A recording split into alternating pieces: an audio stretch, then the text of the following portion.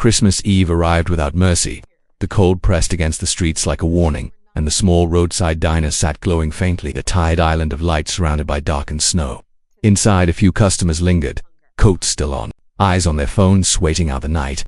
The bell above the door rang softly, almost apologetically, as two elderly figures stepped inside. They moved slowly, careful with each step. Their coats were thin, frayed at the edges, buttons mismatched from years of repairs. The woman clutched her purse like it held more than it did. The man's hands shook as he rubbed them together, trying to summon warmth that wasn't there. Heads turned, a few eyes lingered just long enough to measure them, then slid away, relieved to look anywhere else. Behind the counter, the manager noticed immediately. His voice dropped as he leaned toward the waitress. Words sharp but quiet. Closing time. Busy night. No charity cases. His tone carried the unspoken rule everyone understood. Kindness was conditional, and dignity had a price tag. The couple reached a booth near the window. Snowlight flickering across the table. Menus felt heavier than they should have. Prizes stared back at them like accusations. The woman traced a finger along the page, stopping, starting again, doing silent math she already knew wouldn't work. The man opened his wallet just enough to count the coins, then closed it quickly, as if embarrassed by the sound. The room seemed to slow. Conversations dulled. Even the clink of silverware faded. The waitress watched from across the diner, coffee pot in hand, caught between orders and something deeper. She saw the way the woman smiled anyway, polite, grateful just to sit somewhere warm. She saw the way the man squared his shoulders, trying to look like he belonged. This wasn't just about a meal. It was about who was allowed to take up space, and who was expected to disappear quietly. On a night built around generosity, the rules felt harsher, sharper, more exposed. The manager's gaze hardened. He tapped the counter once, a warning disguised as routine. Don't get involved. Don't make a scene. The system works best when no one questions it. Around the diner, comfort hummed like background noise, protecting those who never had to ask for mercy. Silence became a shield, and indifference passed as normal. Somewhere between the coffee refills and the forced smiles, a moral test settled over the room, unnoticed by most, unavoidable for one person who felt it press against her chest like truth. At the table, the old man folded the menu close with care. He whispered something to his wife, an apology shaped like acceptance.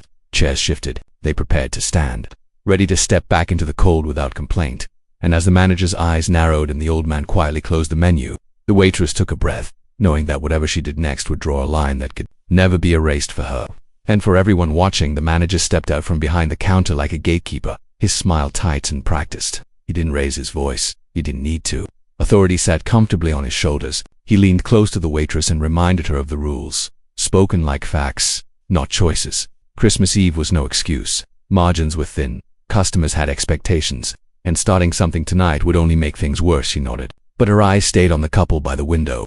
Around the diner, whispers began to travel, light enough to deny but sharp enough to wound. Someone said they probably couldn't pay. Someone else shrugged and said it wasn't the diner's problem. A man laughed quietly, as if poverty were an inconvenience instead of a condition. The words floated through the room, invisible but heavy, reinforcing a quiet agreement that compassion was optional and inconvenience was unforgivable at the booth. The woman rose first. Her movements were careful, rehearsed, the kind learned after years of making herself smaller. She smiled at the waitress, apologetic, and said she was sorry for taking up space, sorry for the trouble, sorry for wasting time.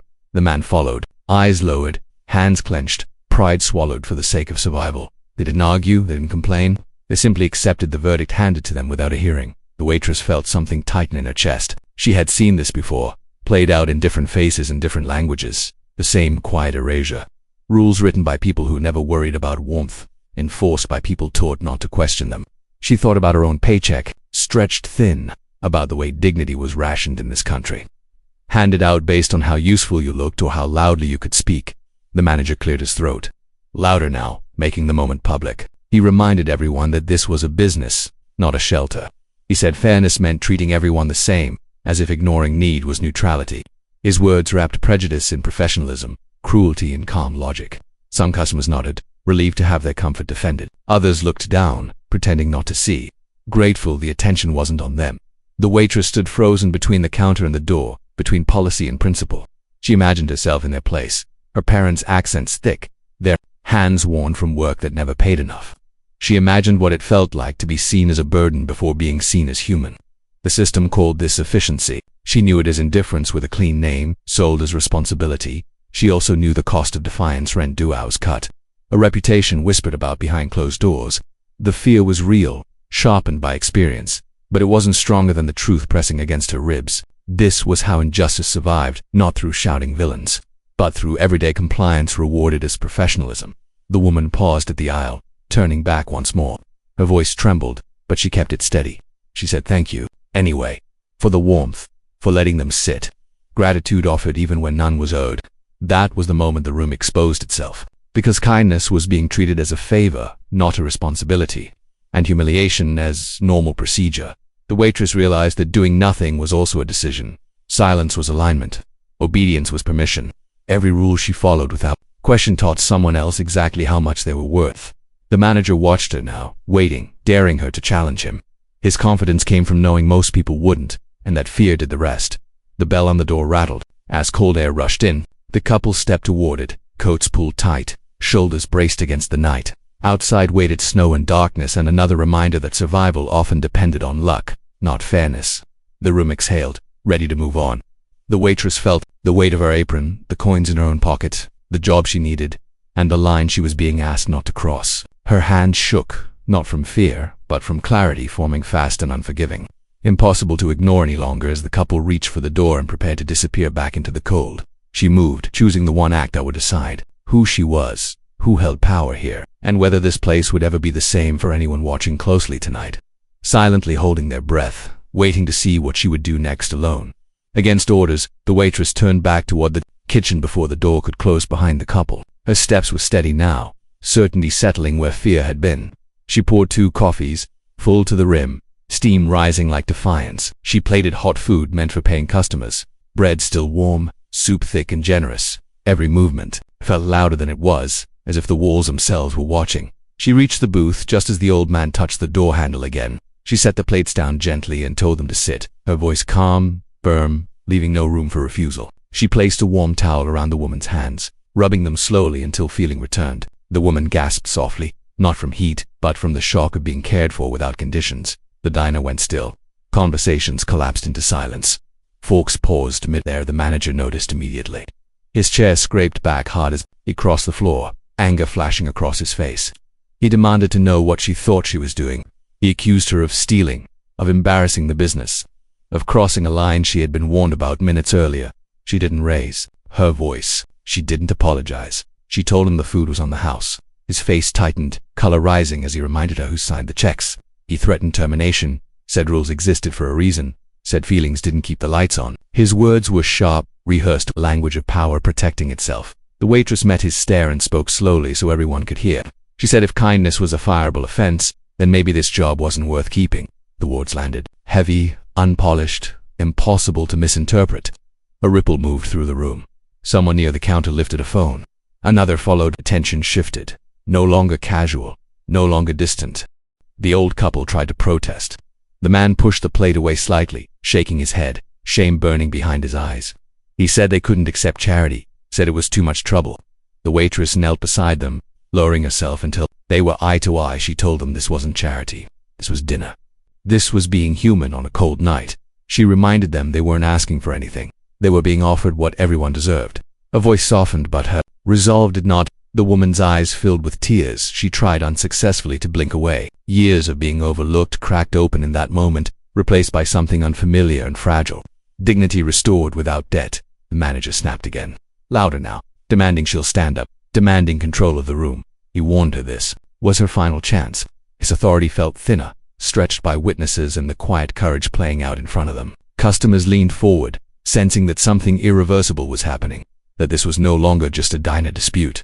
The waitress stood, hands trembling but steady, and said she accepted the consequences.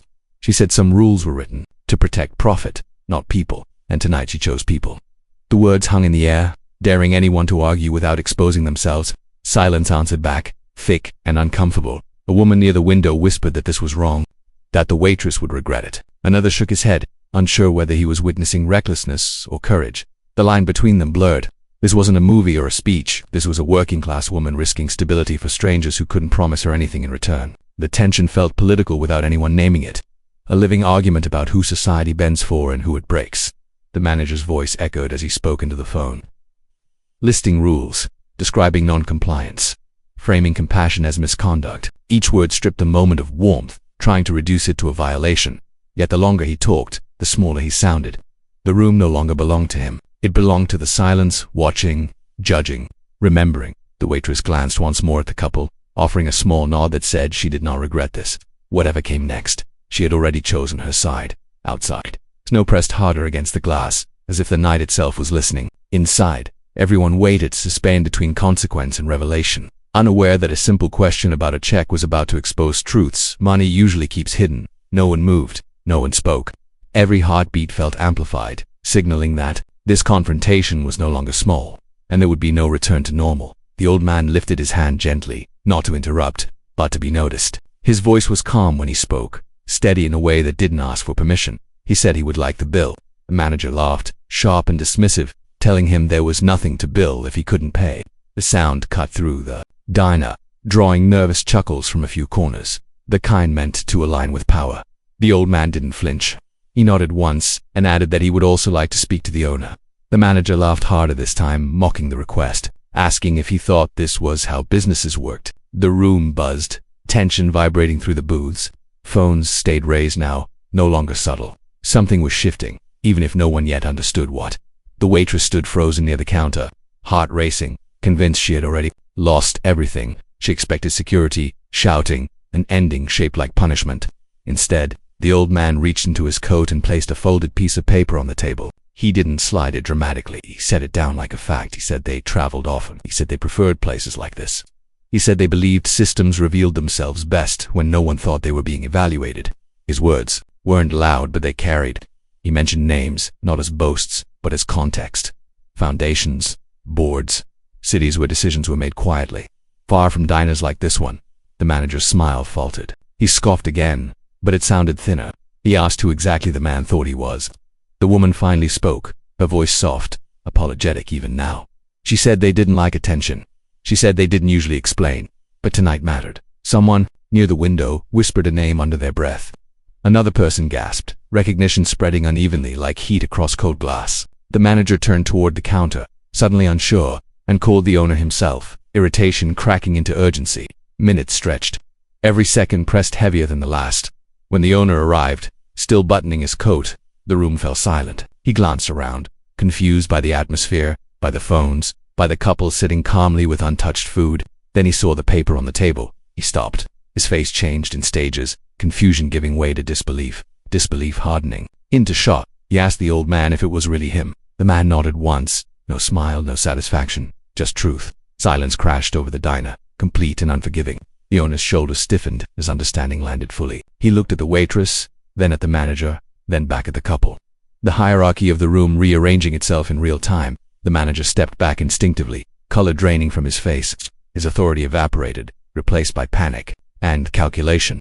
He tried to speak, to explain, to frame everything as a misunderstanding, but his words tangled together and fell apart. The rules he had hidden behind no longer protected him.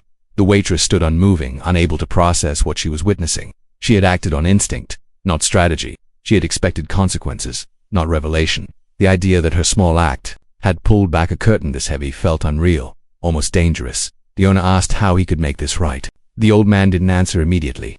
He looked around the diner, at the people watching, at the phones recording, at the waitress who had chosen dignity over fear.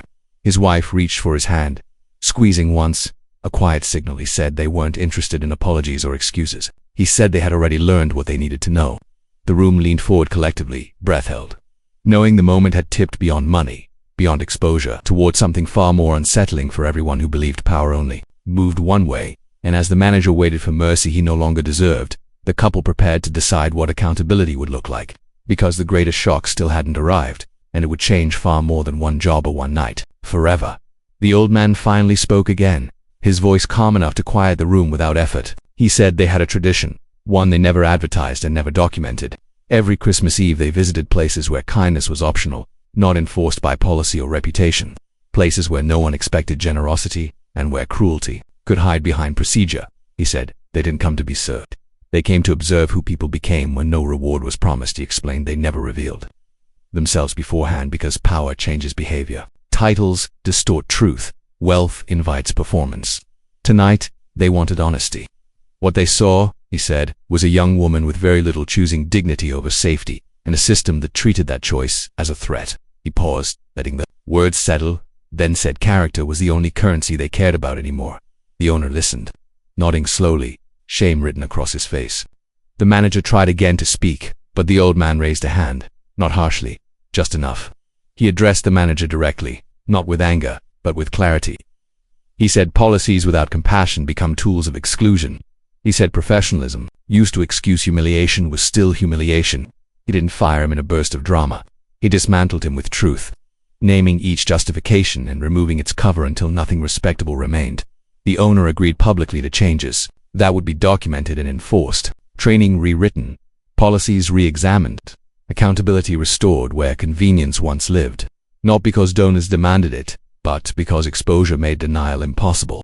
The manager stood silent, stripped of authority without being shouted down, confronted with the weight of what he had normalized. Then the old man turned to the waitress. He thanked her, not extravagantly, not performatively, but with sincerity that carried more weight than applause.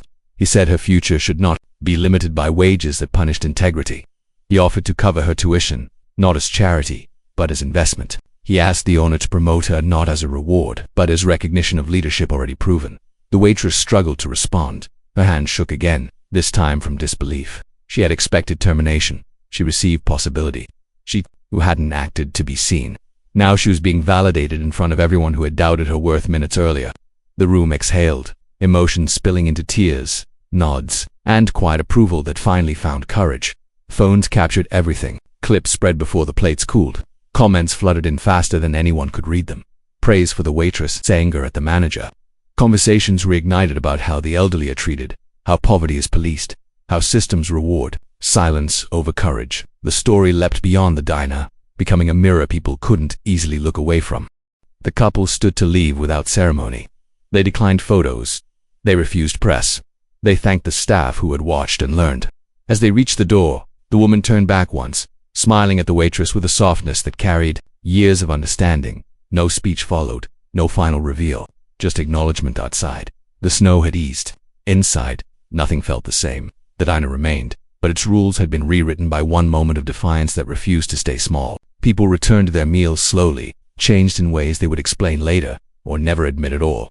The couple walked into the night hand in hand, anonymous, again, satisfied not by being recognized, but by what had been revealed. And somewhere, between the warmth left behind and the silence they carried with them, a truth settled into the room and far beyond it. True wealth had nothing to do with what sat in accounts or names etched on buildings. It lived in the courage to protect dignity when no one was watching, and in the choice to stand with those who could give nothing back. On Christmas Eve, kindness didn't just warm to strangers. It rearranged power, exposed character, and reminded everyone who witnessed it that justice often begins with a single human decision made in the cold.